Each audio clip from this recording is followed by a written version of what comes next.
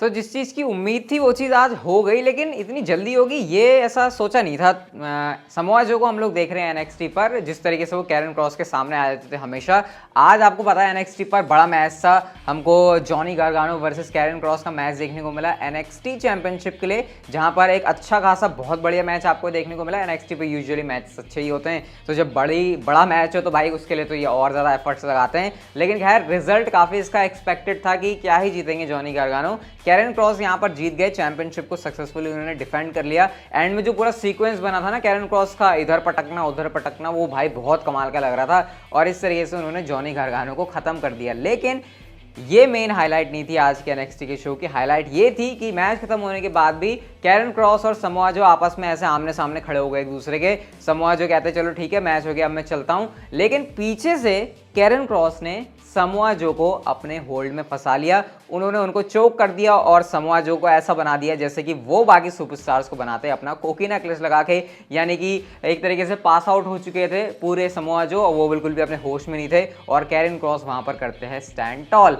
Samoa Joe अभी अभी आए हैं, आपको पता है एनएक्सटी के ऊपर, ऐसा लग रहा था ये बहुत चीज़ें धीरे धीरे होंगी कि समोआ जो को पहले विलियम रीगल के साथ दिखाएंगे, थोड़ी बहुत चीज़ें टीज होंगी, 1 2 3 महीने बाद जाके फिर समोआ जो कहीं हमको ऐसा एक्शन में देखने को मिलेंगे। लेकिन जो अभी हुआ है इसको देखकर तो यही लग रहा है कि समोआ जो होने वाले next in line to challenge Karrion Kross for the NXT championship. और मुझे लगता है एनएक्सटी के ऊपर ये पिछले कुछ टाइम में सबसे बड़ी फ्यूड होने वाली है अगर ऐसा हो रहा है, क्योंकि ऑब्वियसली अब मतलब समोआ जो अगर कैरन क्रॉस से फ्यूड नहीं कर रहे तो क्या मतलब है इसका, ऑब्वियसली यही होने वाला है। तो ये भाई ये बहुत तगड़ी चीज़ हो गई आज। और देखते हैं समोआ जो इसका जवाब कैसे देते हैं, क्योंकि समोआ जो तो होंगे गुस्से में, वैसे ही वो खतरनाक वाले वो कहते हैं ना एंग्री मैन वाले मोड में रहते हैं हमेशा, तो इसका वो जवाब क्या देंगे भाई बड़ा इंटरेस्टिंग होने वाला है। एक इंटरेस्टिंग चीज़ ये भी थी कि आज हमको मैंडी रोज देखने को मिली एनएक्सटी के शो पर। अब क्या वो हमेशा के लिए वहीं पर चली गई है रॉबर्ट स्टोन ब्रांड के साथ, पता नहीं क्या चल रहा है उनका, कंफ्यूजिंग है। लेकिन आज मैंडी रोज भी आई थी एनएक्सटी के शो पर, तो ये कुछ आज एनएक्सटी से हमको कमाल की चीज़ें देखने को मिलती हैं। वैसे कई बार बहुत कुछ बढ़िया हो जाता है एनएक्सटी में, मतलब वैसे भी वो ब्रांड के अंदर मैचेस तो अच्छे होते हैं, लेकिन जब स्टोर लाइन भी बढ़िया हो जाए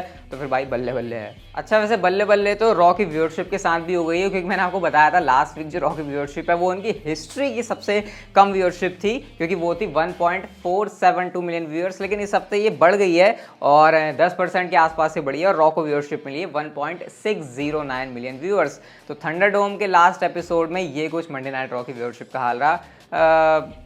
क्राउड आता है तो क्या पता 2 मिलियन से ऊपर जाए, क्या पता, मतलब हो गया तो फिर विंस मैकमैन तो काफ़ी खुश हो जाएंगे। और अगर प्रोडक्ट अच्छा रहा तो फिर भाई 2 मिलियन 3 मिलियन, वैसे वो तो बहुत दूर की बात है।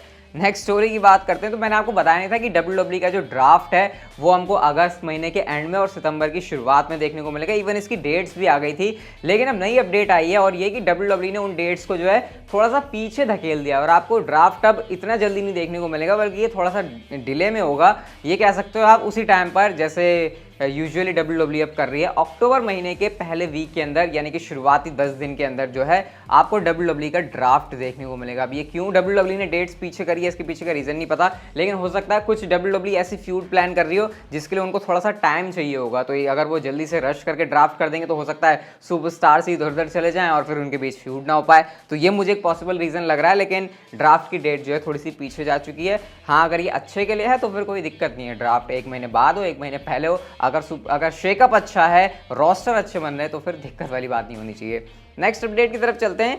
तो अगर मैं आपसे एक सवाल पूछूं चलो कि बॉबी लैशली जो मेन इवेंट के अंदर इतने गुस्से में आए थे, उन्होंने कहा था ये जो रूप की रानियां हैं, यानी कि ये जो गोरी गोरी लड़कियां हैं, इनकी मुझे कोई ज़रूरत नहीं है चीयर करने के लिए, इसके पीछे रीज़न क्या होगा?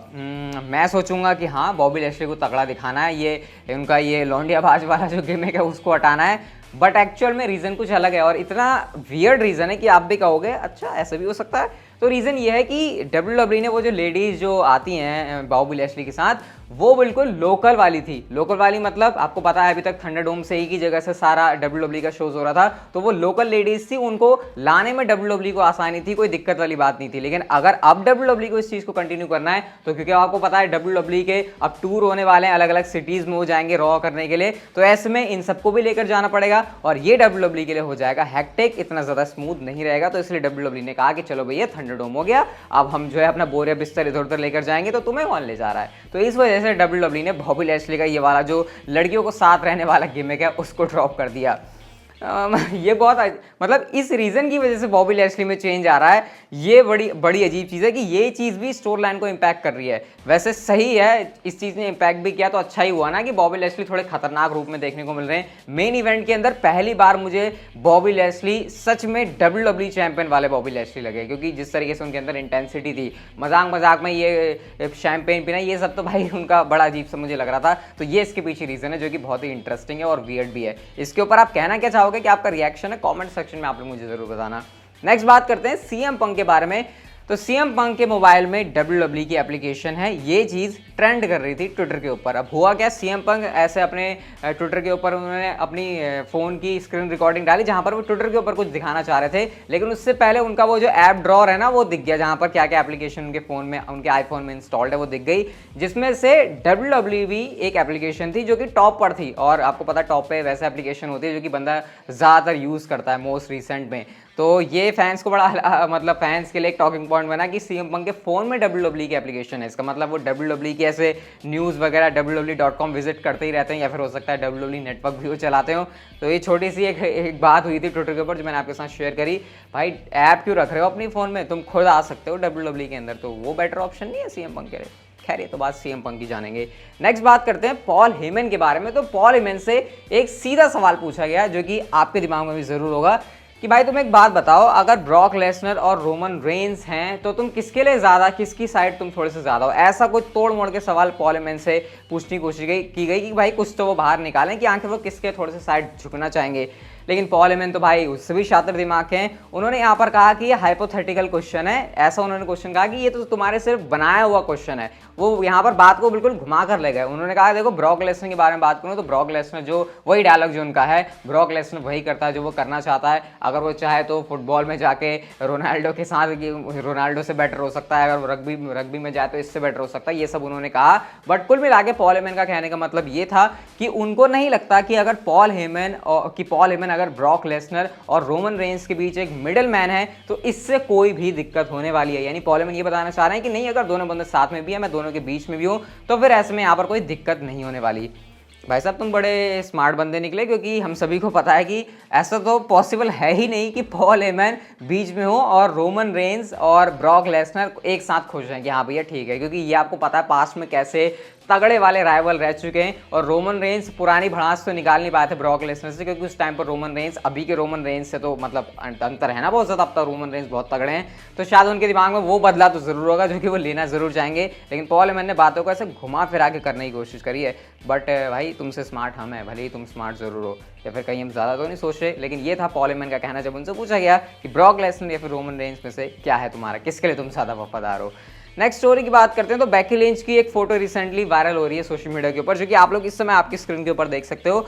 और इसमें तो बिल्कुल क्लियर लग रहा है भाई, मुझे लगता है कि जैसे क्राउड आ रहा है या फिर जैसे ही अभी समर स्लैम आ रहा है तो बेकी लिंच का रिटर्न हो ही जाना है, क्योंकि अब कोई रीज़न बचता ही नहीं है कि वो अब वो अपने घर पर रहें, क्योंकि अब उनका बेबी की उन्होंने थोड़ी सी अच्छे से जो है मालिश वगैरह कर ली होगी, बड़ा उसको कर लिया होगा, और मेरे ख्याल से सही टाइम है बेकी लिंच के रिटर्न का। तो जो लोग क्वेश्चन पूछते हैं समझ लो आप कुछ हफ्तों के अंदर, फिर कुछ महीनों के अंदर बेकी लिंच वापस से आ जाएंगे टेलीविजन के ऊपर। लेकिन हम लोग चलते हैं हमारी नेक्स्ट एंड फाइनल स्टोरी की तरफ, जो कि आप लोगों को कर देने वाली है सबसे ज़्यादा खुश। मैंने आपको रिसेंटली बताया था कि जो जॉन सीना है वो समर स्लैम के अंदर आ रहे हैं, उनका शेड्यूल बिल्कुल फ्री है, कोई दिक्कत वाली बात होगी नहीं। लेकिन फिर हमको क्या पता चलता है, जॉन सीना ने एक नई मूवी साइन कर ली है, आर्गाइल नाम है उसका, जो भी है भाई, जो भी, उस समय कोई फर्क नहीं पड़ता, उस मूवी के लिए उन्होंने साइन कर लिया। और शायद इस वजह से अब समर स्लैम का उनका जो स्टेटस है रेसल करने का, फिर WWE में आने का, अब वो आ गया है दिक्कत में, क्योंकि मूवी के इंश्योरेंस होते हैं और शायद ये चीज़ जॉन सीना को अलाउ ना करे WWE में आने के लिए और फिजिकल होने के लिए। लेकिन गाइस डेव मेल्ट्जर ने एक नई अपडेट दी और उन्होंने ये कहा है कि उनको सोर्सेज की तरफ से पता चला है कि जॉन सीना की जो मूवी आ रही है वो किसी भी तरीके से WWE के अंदर जॉन सीना की अपीयरेंस के लिए कोई भी हर्डल नहीं होने वाली। इनफैक्ट मूवी के साथ करते करते उससे पहले वो एक मैच भी कर सकते हैं WWE के अंदर, यानी कि मामला क्लीन है अभी भी उतना ही जितना कि पहले था, और जॉन सीना WWE में आने के लिए एकदम फ्री है। और गाइस उसके बाद अपडेट ये आती है कि अगले 10 से 11 दिन के अंदर जॉन सीना WWE में अपनी वापसी करने वाले हैं।